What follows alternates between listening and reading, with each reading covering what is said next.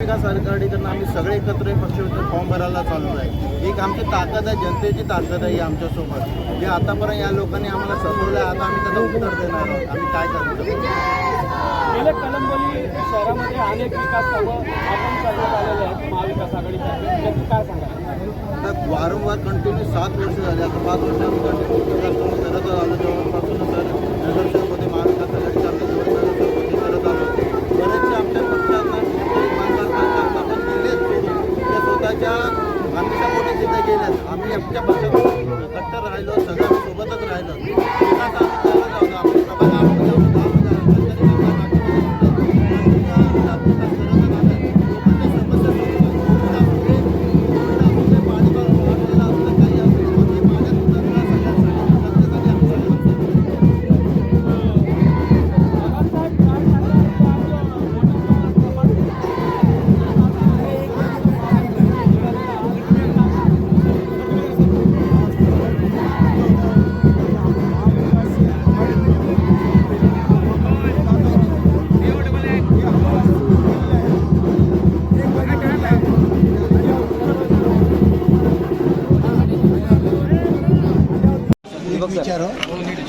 महापालिका निवडणूक आणि खऱ्या अर्थानं पनवेलचं पूर्ण लक्ष लागले प्रभाग 8कडे महायुती झालेली आहे आणि आपण पुन्हा एकदा निवडणुकीच्या रिंगणात उतरलेले काय भावना आहे?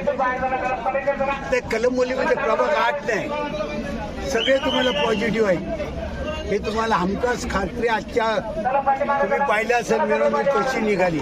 लोकांचं आहे, लोक आहेत, आपल्याला लोकांना बदल पाहिजे, आता लोकांना बदल पाहिजे का? बस बदल हवाय आम्हाला।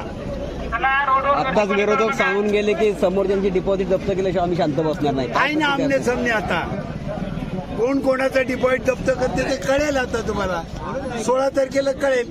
यावेळी अजेंडा नेमकं काय काय काय विकासाचे कोणते मुद्दे असतील? अजेंडा आता यावेळी नागरी सेवा, पहिल्या प्रथम पाण्याचा प्रश्न आपला पनवेल महापालिका हद्दीतला, सिवरेज लाईन, जे पावसाळ्यामध्ये पूर येते ते पुराचं निवारण, या असे सगळे वस्तू आमच्याकडे आहेत। सुदामबाईंनी पण सांगितलं ठेकेदार यावेळी निवडून द्यायचे नाही ना, आता ती जनता बघेल कसं ठेकेदार येतात, निवडून जातात आणि काय करतात ती जनता बघेल। ठीक आहे सर, थँक्यू।